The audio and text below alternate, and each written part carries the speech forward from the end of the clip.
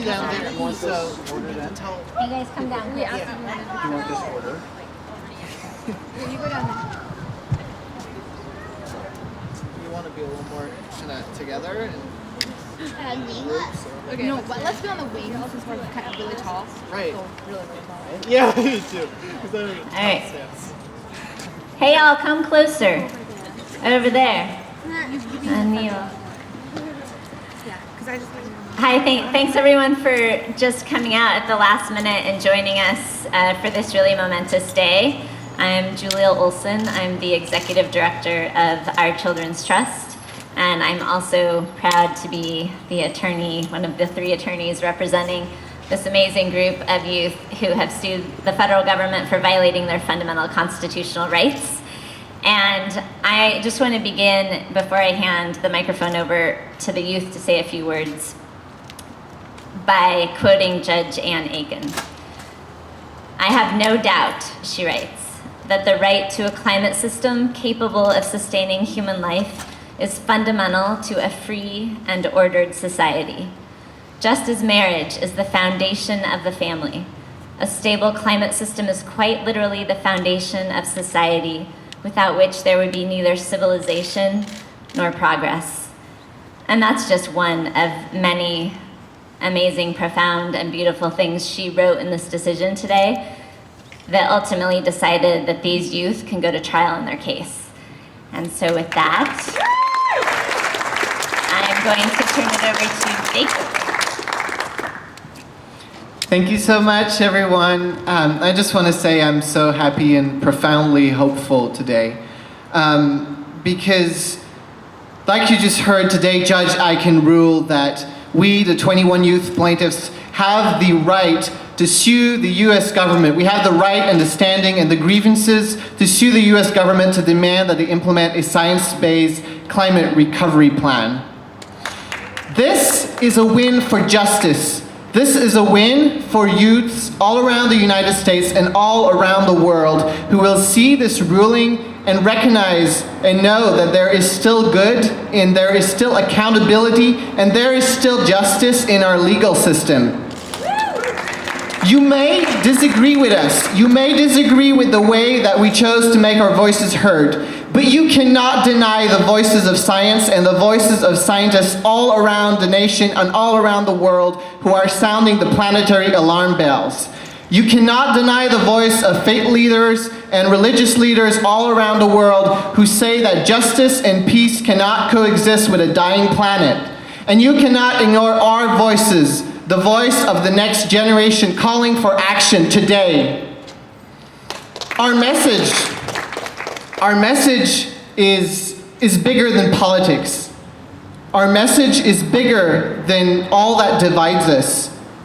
Because when resources grow scarce, when water starts running out, when crops and farmers are in trouble, then you get a situation where neighbor turns on neighbor and friend turns on friend. And what we are seeing with our current election has highlighted these divisions. This lawsuit may be one of the last bulwarks between a Trump presidency and complete climate catastrophe. So to President Obama, I say, please hear our voices and come to the table and come settle with us, because this will help you protect your climate legacy. We are all on the same page here, and in the last 2.5 months that you have in your office, you have a chance to come to settlement. Don't fight us. Come to settle with us. And to the youths and children all over the world, I say, look at this ruling and recognize this momentous occasion. Recognize that you have the power to stand up and take your life in your hands and stand up for what is good and what is true. Whether it is on the streets, whether it's at your home, in the schools, on a farm, or in a courthouse. You have that power. No one can take those rights away from you. Thank you. Hey Julia, would it be okay if speakers identify themselves? Yes. Jacob, you can just say your name. Yes, I'm Jacob LaBelle. I'm from Roseburg, Oregon. Hello, my name is Avery McCrae, and I am one of the 21 plaintiffs and a Eugene resident. I would like to thank you for showing your support throughout this whole process. I really appreciate it. Knowing that we are moving on gives me a big boost of confidence and hope, and I would really like to thank Judge Aiken for her ruling. As we continue, I hope you will be inspired to take your own actions and support our case, like telling your friends and family, donating to Our Children's Trust, and helping us fight. Thank you.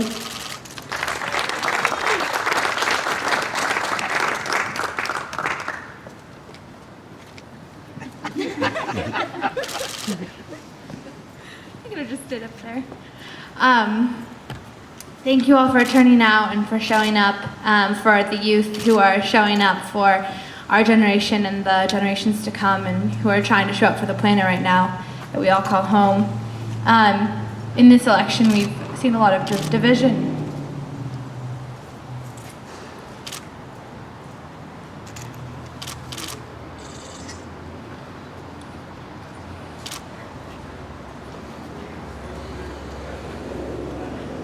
In a time where it's easy to be hopeless and fearful, we are here because we are becoming fearless.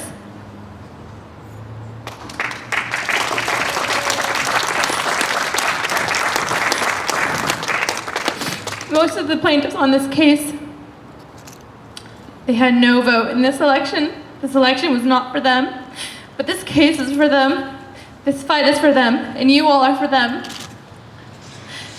And I am for them as the oldest plaintiff on this case who did cast my vote for a president who is not mine. And all I can say today is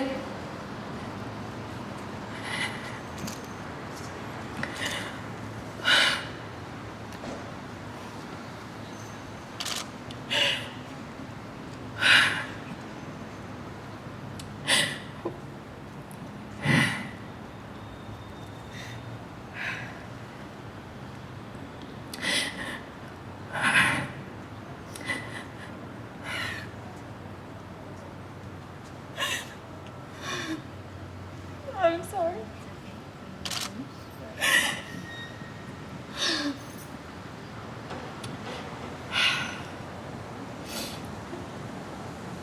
I feel strength knowing that our judge is strong and our judge is courageous. 2 days after this decision, which was not a decision for the planet and was not a decision for the people, was not a decision for the majority of the people who make up this population in the United States. The youth run this country. We are the most populated generation. The youth had little to no say in the election and in the makeup of our future government in a couple of months. But today, the youth saw justice. I can't tell you, half of these tears are utter despair and disbelief, and half of them are complete righteousness and fearlessness and courage, because we have leaders who are working for us. And they may not be our president, but they are our fathers and our mothers and our parents and our protectors. They are allies, they are our lawyers, they are our scientists, they are our judges, they are our teachers. And that's who we're working with today. And that's who's going to propel us forward in seeking climate justice and climate stabilization. And that's who's going to ensure that this generation has a right to survive. And the generations to come have a right to survive. That's why we founded this country. And that's why we're here today, to protect all natural resources. And today we heard validation that yes, our lives matter. And we have a standing. We have a standing in front of our government. We have a standing in front of the courts. And when we go to court, we have all climate science. We have the people. We have the law on our side, and we're gonna win. Yeah.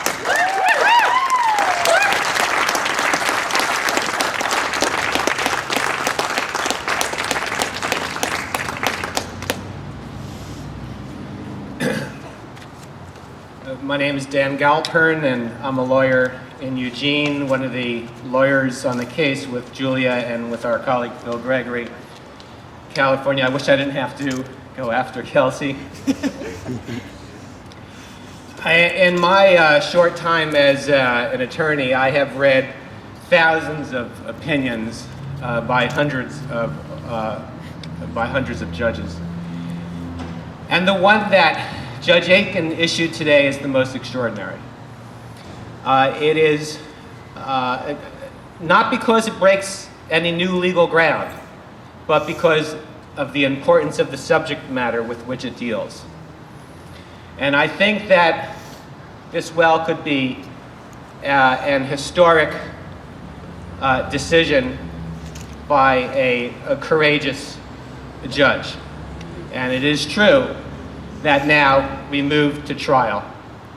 The facts are overwhelmingly in these youths' favor, and I am fully confident in our eventual success. This is an optimistic moment in a dark time, and we will persevere.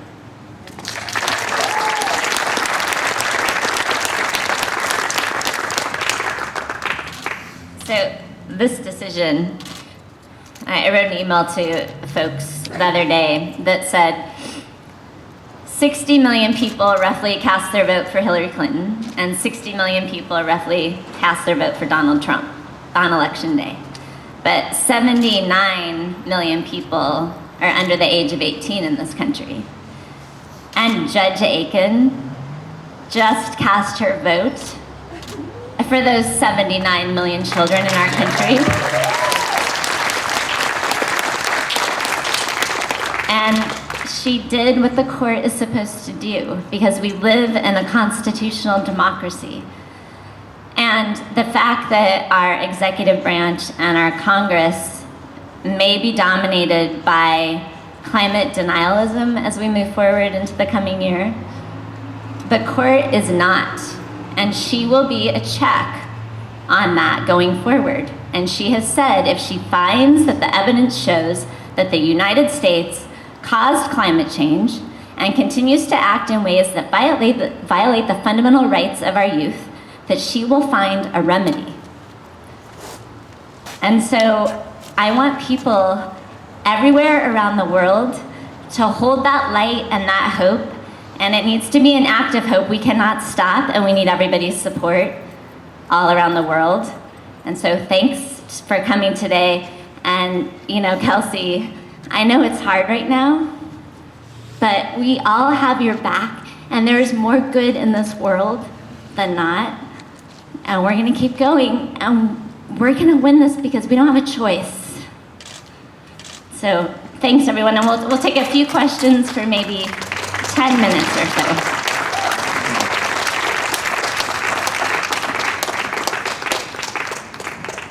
Yeah. Julia, do you have any idea when the court date will be?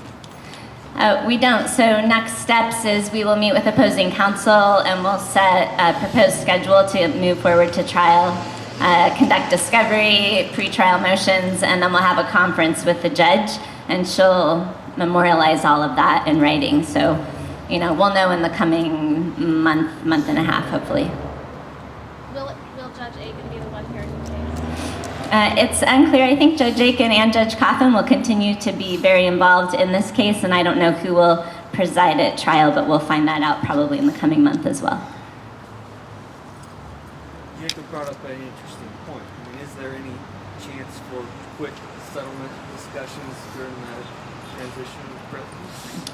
There is. The lawyers in the case have very clearly communicated to the Department of Justice that we would like to sit down with them at the settlement table. Our youth have been independently calling on President Obama to come to the settlement table, and we are open and welcoming that at the end of his administration. Yeah, with a new administration, I mean, you're potentially the defendant. It's going to be a different president. Yeah, on January 20th, this case will be these 21 youth versus President Trump and his administration.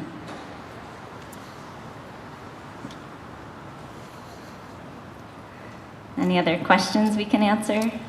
In really simple terms, can you kind of really briefly explain what happened, what's next, and kind of the goals that you guys have set? I mean, what's happened is we we just overcame the largest hurdle we had in this case, was to establish that the court had jurisdiction, that these young people have standing to bring the case, that there are fundamental constitutional rights at stake. She has identified that the people in the United States have a fundamental right to a stable climate that sustains human life. It's groundbreaking that she has done that. And she's right. And so we've overcome these major hurdles, and now it's really a question of evidence and what is safe, what will protect these young people and their rights, and what kind of remedy is appropriate within the court's role to compel the political branches to respond. And she said very clearly she's not going to overstep her bounds as a judge, but she has a lot of equitable authority to craft a remedy that would actually redress this problem. The goals that you guys have set in place? Goals.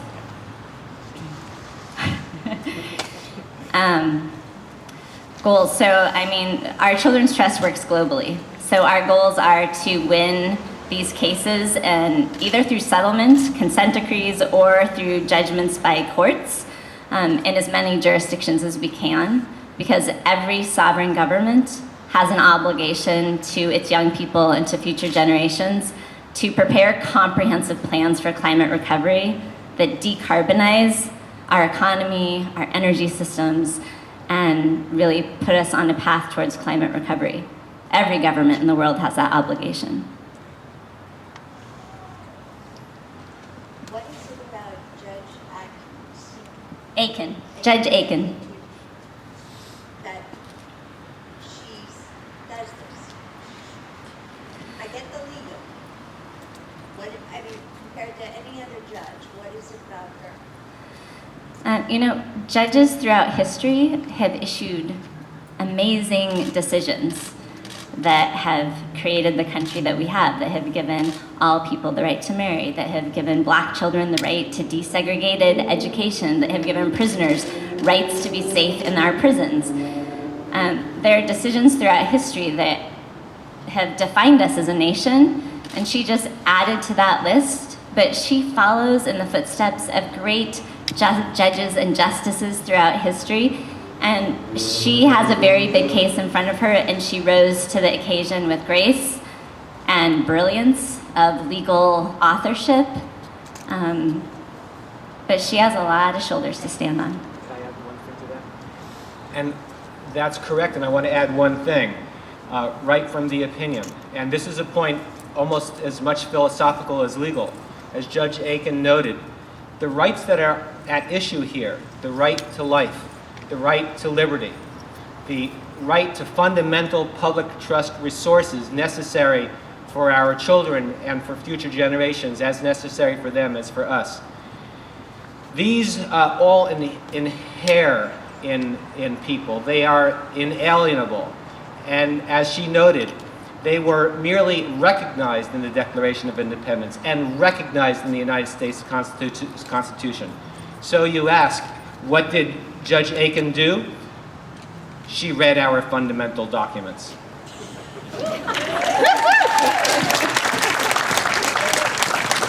And on that note, that's a great way to end this. So, thank you everyone for coming.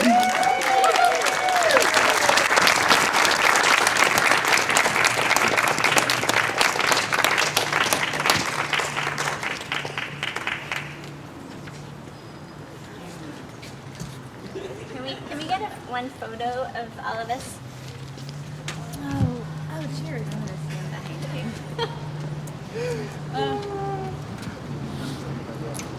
You should be like Another pair of glasses.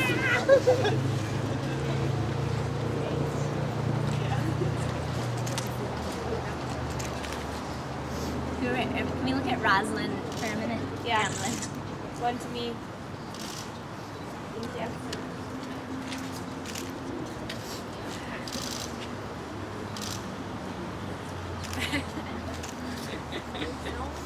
All right.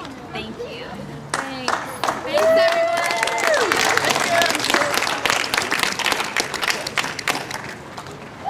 Let's have a group hug, right? Oh, I have a better idea. Let's have a jump off the steps. Oh, not that again. You guys gotta jump in. I'm getting out of the way. I'm getting out of the way. Make sure Jacob. Wait. I'm gonna hit We're gonna do a little like sideways 90s skin kind of thing. Pull that way. Yeah. Let's go down one for safety. That's so brutal. Okay, and then we're gonna do whatever you want. I'm gonna do tongue out. Wait, I'm a little goofy, so. Are you ready? Maybe someone can do a rocker. I'll do it. Ready? You can do everything. 1, 2, 3. All right. Nice. Okay, let's do it. Let's do it. Group hug, group hug. I'm squished. Everyone say hi.